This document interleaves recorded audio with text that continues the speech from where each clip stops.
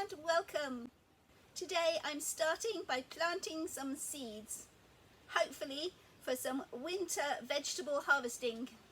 I've joined in an Adopt a Tater challenge with Jason and Colleen of Clive's Conundrum Garden. I'll put a link to their channel in the description below. And one of the challenges we were set was to grow something we've not grown before. And I've chosen to grow Romanesco. It's a sort of cauliflower with these pointy cone-shaped head rather than the usual round white florets. So as I'm planting a Romanesco cauliflowers today, I thought I would also plant some standard cauliflowers. I've got an all year round and a snowball, some purple sprouting broccoli and some standard broccoli. Oh, and kohlrabi, I nearly forgot that. It's usually something I sow in early spring. So let's get this Romanesco planted. See if I can grow it. I'm going to be starting my seeds off in 3-inch pots. I plan to plant 2 seeds in each 3-inch pot and weed out the weakest of the 2. That's if 2 of them germinate. So I'm starting in 3-inch pots so I can save the process of thinning them out and separating and potting on. I shall take them from these 3-inch pots and put them straight in their outdoor growing space as soon as they're big enough. And I've put up a net to protect them from the cabbage white butterfly. So let's get them sown. It'll be interesting to see if they taste just like standard cauliflowers. They certainly look very different. There's my picture. There we go. Nice close-up.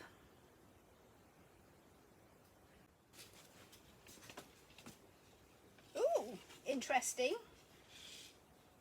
They're all white. I'm assuming these have been coated with something. I didn't notice it said anything. What have we got? A variety. Romanesco Veronica. Cauliflower Romanesco Veronica. Oh, so it is a cauliflower. It'll taste like a cauliflower then. Autumn heading outdoor plot. A Romanesco hybrid suitable for late summer and autumn harvests. Produces an attractive curd packed with green florets, stands well and is full of flavour. So March to May. Well, it's not March or May, it's July, so this will be interesting. Maturity September to October. So if I'm planting in July, if I'm lucky and they grow well, I might get a harvest for Christmas dinner. I'm not sure how I'm going to treat them once they're growing. I might plant a couple in the polytunnel, kind of cheating, and put a few outside. I can compare how they get on. First of all, let's get these seeds in pots. Which one are we going for? I'm going to plant 12 pots, 2 seeds in each pot. That should give me lots. I've already prepared my pots with a multi-purpose compost, Jack's Magic, I really like it, and a handful of vermiculite, just to help it retain moisture and keep the compost separated and fluffy, not clumping together. I'm going to put 1 seed in each pot. Sudden change of mind. 1 there. Where's that one gone? Put it in the middle. And pick you out. Gonna get you. Put you there. Now, I shouldn't put them back in the packet, so I'm going to leave 2 in there. So I've actually got 8, 9, 10, 11, 12, 13, 14, 15, 16. I planted 16. Gosh, that seems like an awful lot. Especially if they all germinate. Oh, it's warm in here. I'm dripping. Right, let's get these in. Just push them down a little bit. Cover them over. Labels. Very important. Romanesco, Romanesco. I need to write another label. So, I'll get the rest of my seeds planted and I'll be back to you. Since I last brought you around the polytunnel, the plant life has really exploded and is taking over, especially the melon plants. The tomatoes and sweet corn are doing great as well. So let's go around and take a closer look and see how things are getting on. My late planted tomato plants are about 4 foot tall now and finally putting on some flower trusses. So we're definitely going to get tomatoes this summer, just a little later than I would normally expect to start, which is absolutely fine. That was the intention, to plant seeds late and put them out slightly later, so I wasn't stuck with big tomato plants in pots that were desperate to go into the ground, but the weather not being quite good enough to plant them. So these are all faring very nicely. I'm glad I planted them a little bit later. We got trusses here. Is that a side shoot? It is. There's a side shoot I missed. Going to take that out. There. Flower truss. Another flower truss. Oh, I've actually got tiny tomatoes at the bottom of this one. I hadn't noticed them the other day. The first of the little tomatoes. Now I have planted cherry tomatoes everywhere this year. Different varieties of small tomatoes, some red, some yellow. So I don't expect these to get very big. But hopefully we will get lots of them, because there's more flowers up here. This is a big truss. And going on up this plant, there's another set of flower buds here. And it's still going. Got a long way to climb up that string. I'm just looking over the plants, checking out for side shoots and snapping them off. So going up the main growth stem of the plant, everywhere there's a new leaf coming out the side, there's likely to be a whole new plant stem. And this we don't want. So I'm just going to snap it off right in there at the armpit of that leaf. If you want to take tomato cuttings, this is a good bit to stick in some water and start a new plant. One of my volunteer tomato plants is just trailing along the polytunnel floor, and I see it has little fruits on it as well, slightly further ahead than the plants I actually planted. We've had a couple of days of quite strong wind, and although generally speaking it's not windy in the polytunnel, I do have the doors open at both ends to allow for good ventilation in this hot weather. And some of my taller sweet corn have been blown over. I've decided to just leave them there, flopped on the ground, and hopefully their corn cobs might still develop. And if they don't, well, thankfully there are plenty more corn still standing tall. I've been shaking them around, even though it's been windy in here. I want to make sure some of those pollen tassels pollinate the sweet corn cobs.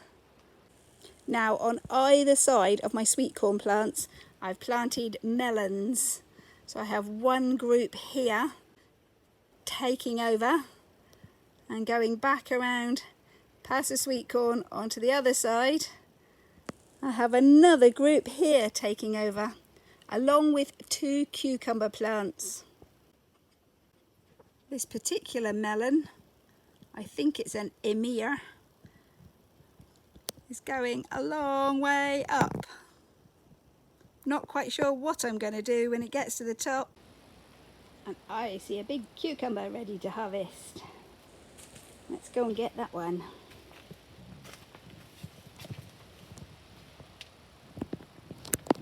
Oh, where have we gone? It's huge. Oh mine, there's one behind it as well. 2 cucumbers. Right, so we just twist it round and round and round until it snaps off.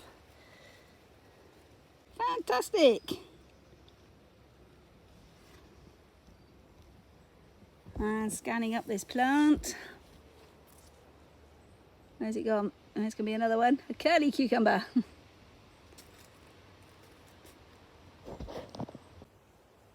I think the most exciting thing on this week's video is I actually have some melons.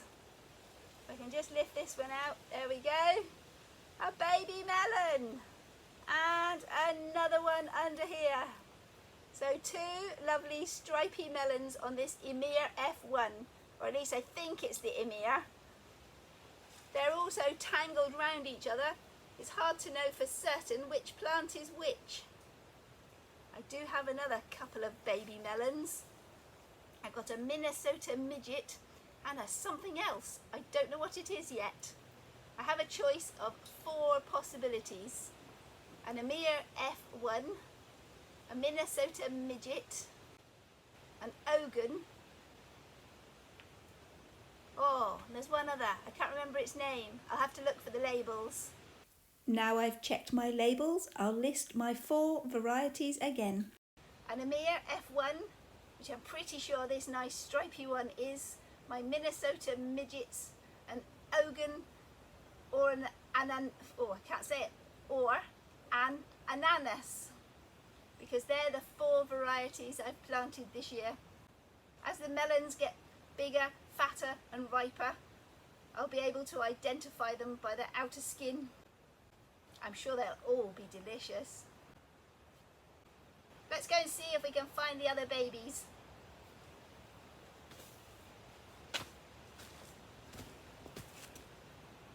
Now I had quite a few, well 11 in fact, melon plants left over when I'd planted my melons into the ground. So I put those plants each into a larger pot, waiting for a decision as to where they were going to go.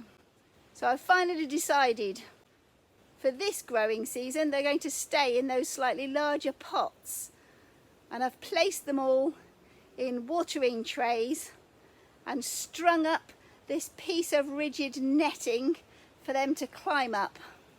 They can also trail along the polytunnel floor.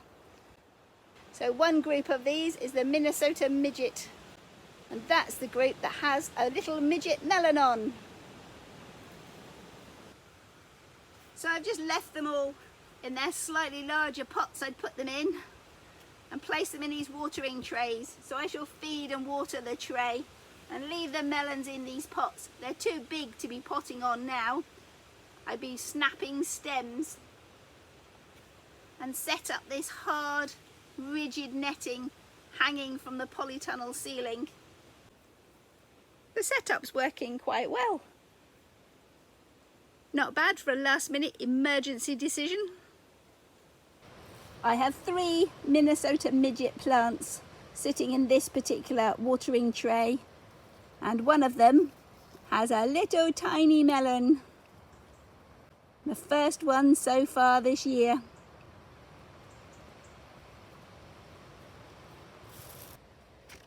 Up at my in-ground melons, I think this is a Minnesota midget as well. But the plants are so tangled amongst each other, it could be something else. If it stays small, we can be pretty sure it's a Minnesota midget.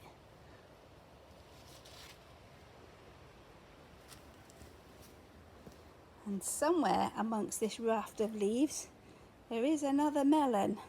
Oh, there it is. See if we can get in without standing on the plants. There we go. In amongst all these leaves, there is another melon.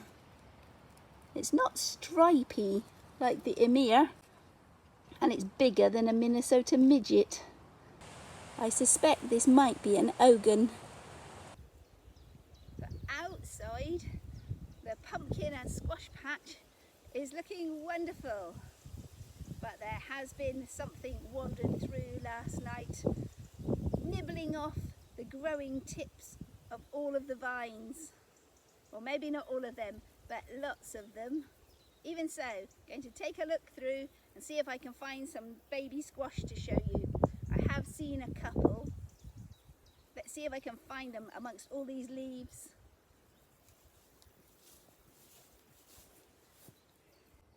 Here's what I mean about munching off the growing tips. I think it was my neighbourhood deer. One here, 2 more bitten off growing tips here. I can only hope This will encourage the plants to put out side shoots. Oh my goodness, we've got it here. Missed that one, but took this one. And thankfully avoided up here. There are lots of fresh growing tips on this side of the plants, here and here. Carry on along the bush, here and here. It's just what I would call the front of the plants have had their growing tips nibbled off. So this little one down here, I've only just spotted. I hadn't seen it till today. Looks like an acorn squash.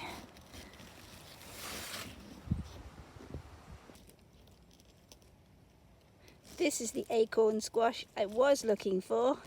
It's from a different plant. I would say that's its full size. It won't get any bigger than that. It's quite heavy at the moment though. And one I noticed the other day is a very odd looking squash over the back.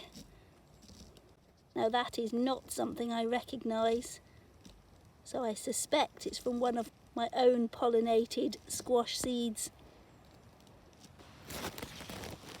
Here's another funny shaped looking squash. Knock its flower off. So I don't know what this is either. Here's a view of the flowering end of that beautiful speckledy squash. It's definitely got a Turk turbany effect happening here.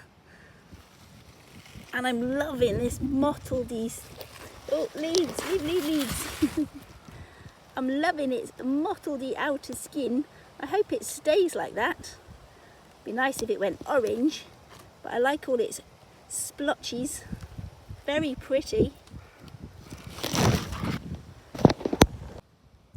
This is an enormous flower and a very big starting squash.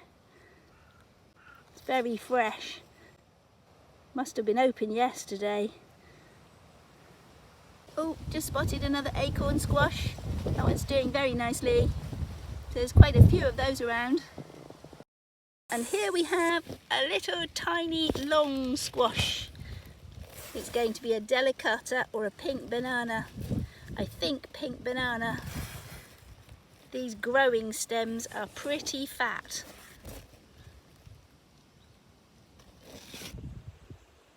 This lovely tall plant growing just outside of the polytunnel is a mallow. It has been here for 2 years now, has these gentle, soft, fluffy leaves and little delicate pink flowers. Now it's been completely untouched by the deer or the rabbits, probably because of these slightly furry leaves. They don't like the fluffy texture.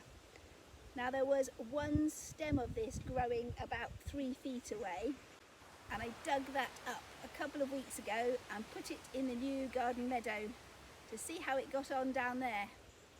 Originally I didn't think it was going to make it.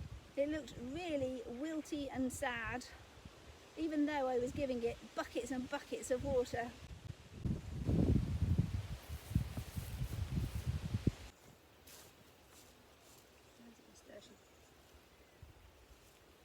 Well, standing on my bed, don't like that. Over there, nothing. So although it's not as tall as the ones up by the polytunnel, this top end is still bent over. It's actually gone really firm, although it's got this droopy shape. All its little side shoots are coming in thick and strong. I might actually just cut this top off. So I'm very pleased. It's going to make it. Settling in nicely. Hopefully next year it'll have several stems bushing out from it rather than just one. I'm just really pleased it made it. And I'm happy it's going to live here without being munched. I see this balloon plant's about to flower. It's called the balloon plant because its unopened buds look like little balloons. The verbascum is also supposed to be deer and rabbit resistant.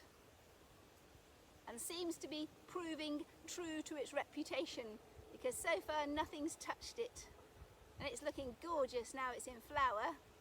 So hopefully that'll continue to bulk up and spread as the years go on. And next to it we have the beautiful dark pink hollyhock that I was treating for rust a couple of weeks ago. Seems to be doing quite nicely. Definitely worth saving. This gladiola is going to be a stunning red. Couple of days and it should be opened up. This gazania I'm not expecting to survive the winter weather and come back next year. I'm just going to enjoy it while I can now. The first flowering dahlia in my new dahlia bed. Now I did have a dahlia with yellow flowers the other week. They've all died off at the moment, but it hadn't really grown here. I started it off in a pot in the polytunnel. So this was planted in the ground in late spring. Beautiful red pom-pom. Lots more to come as well. I don't know what happened to this one. It's got its top snapped off. It has been very windy though. I'm totally loving the view of my new garden space. Certainly incentivises me to keep going. Still covered in this scruffy looking netting tent are my sunflowers. They're plenty big enough now to have the tent taken off. But we've got a week of wet, windy weather coming. So I'm going to leave them in there just as that bit of extra protection. They're about 3 and 4 foot tall, and that is intentional. I've planted a variety of seeds this year from short sunflowers. I'm hoping we still get the big sunflower head on these lovely short stocky plants.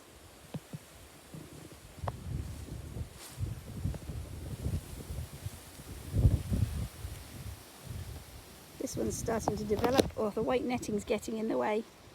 I don't know how much we can see. Got this shocking orange daylily flowering in the grassy meadow as well. I'd forgotten it was even planted here until it started flowering.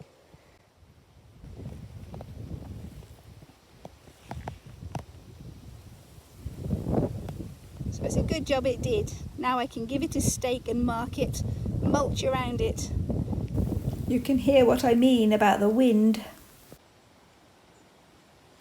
In this bit of grassy meadow, it looks like I have a massive thistle problem. But I don't. These are not thistles. This is knapweed, a wild native plant to the area that I have been encouraging. There's a little orangey butterfly moth on this one.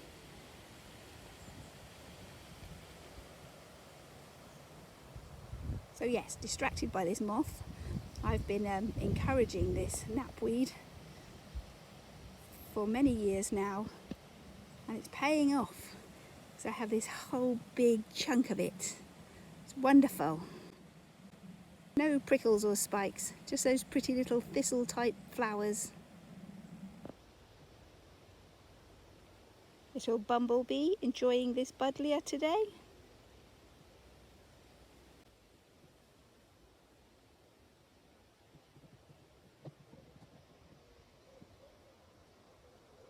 Trying to hold the camera still. The wind's blowing the flower about. Oh, where's she gone? Lost her. This bed has been a garden failure for me this year. This is the bed I planted my shallots in this spring. Can you see any lovely shallots?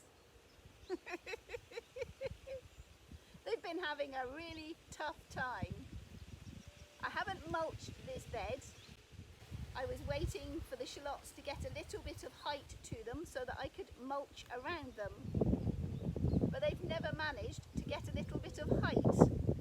They've been grazed on by deer, nibbled out by rabbits, plucked out by the crows and pigeons. Really having a tough time. The bulbs shallots are still here. I keep sticking them back in, but it's not making much difference. Can I find one? Yes, there's one. Oh, pull it up.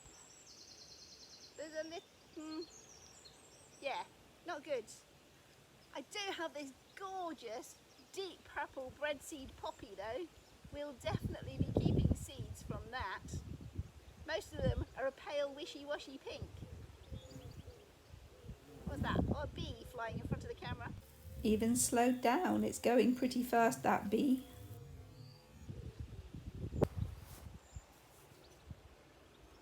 So here we are, one pathetic, miserable shallot.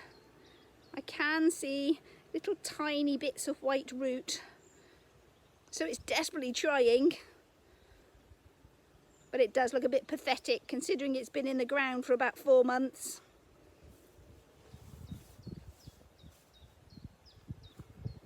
So the plan is to lift out all the shallots I can find and replant them in a big pot and see how they get on there with a bit more TLC care and protection. Look at the colour on this poppy, it's amazing. Definitely keeping seeds of this one. And I have pulled a few weeds out of this bed, but I've purposefully left the chickweed. It's low growing, looks pretty, no thorns or prickles or spikes, and it's easy enough to pull out when I'm ready. Back at the potting table, here are the shallots that I have rescued from outside. They're really pathetic. So I'm going to replant them into some nice pots of fresh new compost. Again, I'm using Jack's Magic and a handful of vermiculite mixed in. I'm actually going, this is a healthy looking bulb. Shall I separate the bulbs to smaller bits? I think I will. They're looking good and healthy inside. No mould or disease. So I'm going to split them up like you would a garlic clove into their individual little bulbs. So each one's got a little bit of root and its growing tip. And put them in my new pots. I plan to put the pots outdoors. I don't think they'll like the heat in here. It's too hot, especially in July. But I might put them up on a bench table outside. Hopefully away from the rabbits, the deer and the crows.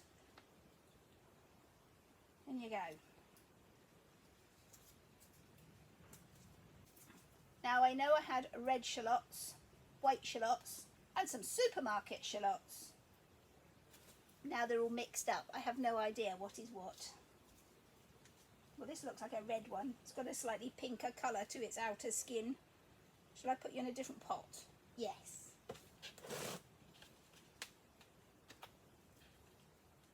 I'm putting about, I don't know, 6 to 8 in each pot.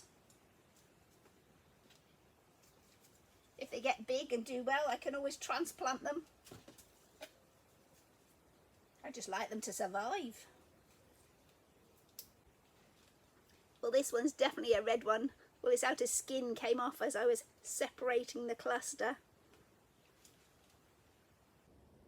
There we have it. All my shallots are repotted into pots. I've actually got 5 pots of shallots now. So hopefully they'll fare a bit better than they were doing outside. And if not, we'll grow some onions next year. Oh, out of the jungle. 2 lovely cucumbers. They'll be nice for the next couple of days until we get some more. I tend to find once the cucumbers start producing, they're almost like courgettes and zucchinis. They just keep going. My biggest problem at this time of year is actually keeping all this lot watered, because however much it rains outdoors, we don't get any rain in here. So that's it for today. I'll say goodbye and we'll see you next time. Remember, whatever you're doing, have fun doing it.